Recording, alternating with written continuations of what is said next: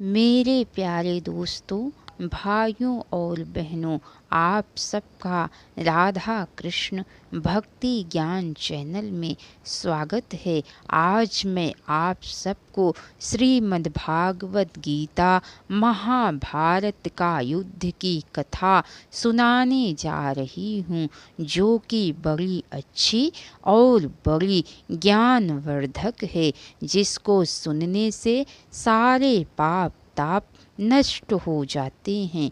तो चलिए दोस्तों, आप सबको महाभारत का युद्ध और श्रीमद् भागवत गीता की कथा सुनाती हूँ। भगवान श्री कृष्ण कहते हैं कि हे अर्जुन, इंद्रिय के अर्थ में अर्थात प्रत्येक इंद्रिय के विषय में राग और द्वेष छिपे हुए स्थित है। मनुष्य को उन दोनों के वश में नहीं होना चाहिए, क्योंकि वे दोनों ही इसके कल्याण मार्ग में विघ्न करने वाले महान शत्रु हैं।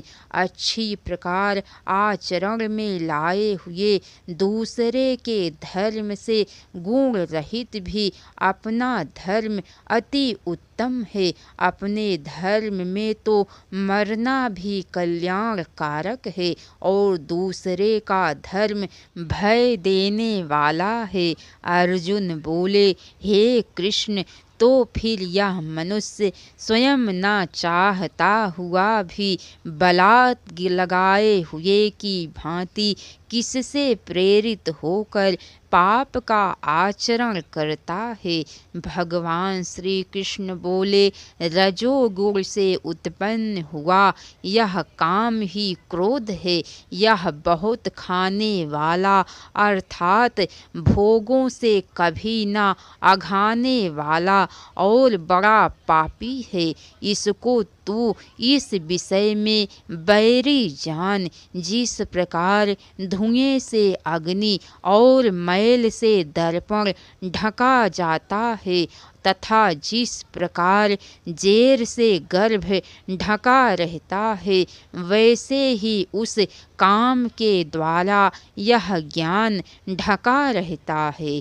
अर्जुन, इस अग्नि के समान कभी ना पूर्ण होने वाले काम रूप ज्ञानियों के नित्य बैरी के द्वारा मनुष्य का ज्ञान ढका हुआ है।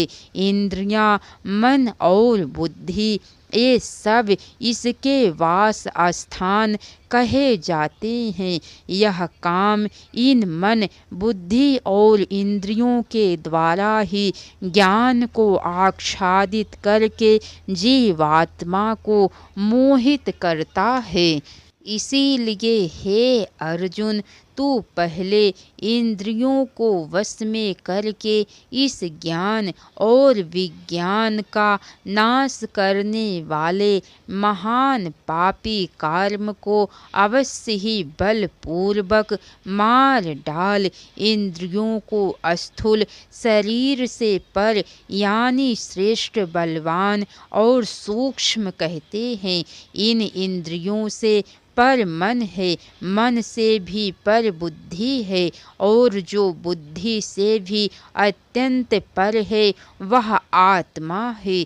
इस प्रकार बुद्धि से पर अर्थात सूक्ष्म, बलवान और अत्यंत श्रेष्ठ आत्मा को जानकर और बुद्धि के द्वारा मन को वश में करके, हे महाबाहो, तू इस काम रूप दुर्जय शत्रु को मार डाल। भगवान श्री कृष्ण बोले, मैं इस अविनाशी योग को सूर्य से कहा था।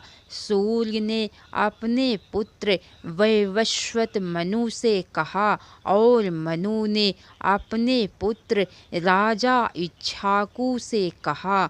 हे परम तप अर्जुन, इस प्रकार परंपरा से प्राप्त इस योग को राजर्षियों ने जाना, किंतु उसके बाद वह योग बहुत काल से इस पृथ्वी लोक में लुप्त प्राय हो गया।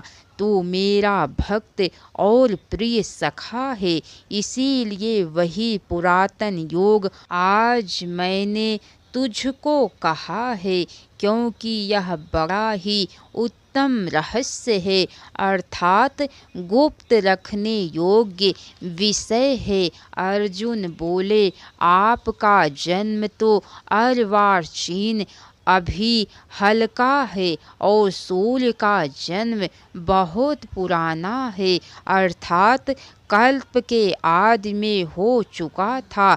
तब मैं इस बात को कैसे समझूं कि आप ही ने कल्प के आदि में सूर्य से यह योग कहा था। भगवान बोले, हे परम तप अर्जुन, मेरे और तेरे बहुत से जन्म हो चुके हैं, उन सब को तू नहीं जानता, किंतु मैं जानता हूँ। मैं अजन्मा और अविनाशी स्वरूप होते हुए भी तथा समस्त प्राणियों का ईश्वर होते हुए भी अपनी प्रकृति के अधीन करके अपनी योग माया से प्रकट होता हूँ। हे भारत, जब जब धर्म की हानि और अधर्म की वृद्धि होती है, तब तब ही मैं अपने रूप को रचता हूँ, अर्थात साकार रूप से लोगों के सम्मुख प्रकट होता हूँ। साधु पुरुषों का उद्धार करने के लिए, पाप कर्म करने वालों का विनाश करने के लिए और धर्म की अच्छी तरह स्थापना करने के लिए मैं युग युग में प्रकट हुआ करता हूँ। हे अर्जुन, मेरे जन्म और कर्म दिव्य अर्थात निर्मल और अलौकिक हैं। इस प्रकार जो मनुष्य तत्व से जान लेता है, वह शरीर को त्याग कर फिर जन्म को प्राप्त नहीं होता, किंतु मुझे ही प्राप्त होता है। पहले भी जिनके राग, भय और क्रोध सर्वथा नष्ट हो गए हैं और जो मुझ में अनन्य प्रेम पूर्वक स्थिर रहते हैं, ऐसे मेरे आश्रित रहने वाले बहुत से भक्त उपरयुक्त ज्ञान रूप तप से पवित्र होकर मेरे स्वरूप को प्राप्त हो चुके हैं। हे अर्जुन, जो भक्त मुझे जिस प्रकार भजते हैं, मैं भी उनको उसी प्रकार भजता हूँ, क्योंकि सभी मनुष्य सब प्रकार से मेरे ही मार्ग का अनुसरण करते हैं। जिस मनुष्य लोक में कर्मों के फल को चाहने वाले लोग देवताओं का पूजन किया करते हैं, क्योंकि उनको कर्मों से उत्पन्न होने वाली सिद्धि शीघ्र मिल जाती है। ब्राह्मण, क्षत्रिय, वैश्य और शूद्र, इन चार वर्णों का समूह गुण और कर्मों के विभाग पूर्वक मेरे द्वारा रचा गया है। इस प्रकार उस सृष्टि रचनादि कर्म का कर्ता होने पर भी मुझ अविनाशी परमेश्वर को तू वास्तव में अकर्ता ही जान। कर्मों के फल में मेरी स्पृहा नहीं है, इसीलिए मुझे कर्म लिप्त नहीं करते। इस प्रकार जो मुझे तत्व से जान लेता है, वह भी कर्मों से नहीं बंधता। पूर्व काल में मुमुक्षुओं ने भी इस प्रकार जानकर ही कर्म किए हैं, इसीलिए तू भी पूर्वजों द्वारा सदा से किए जाने वाले कर्मों को ही कर। कर्म क्या है और अकर्म क्या है, इस प्रकार का इसका निर्णय करने में बुद्धिमान पुरुष भी मोहित हो जाते हैं। इसीलिए वह कर्म तत्व मैं तुझे भली भांति समझाकर कहूँगा, जिसे जानकर तू अशुभ से अर्थात कर्म बंधन से मुक्त हो जाएगा।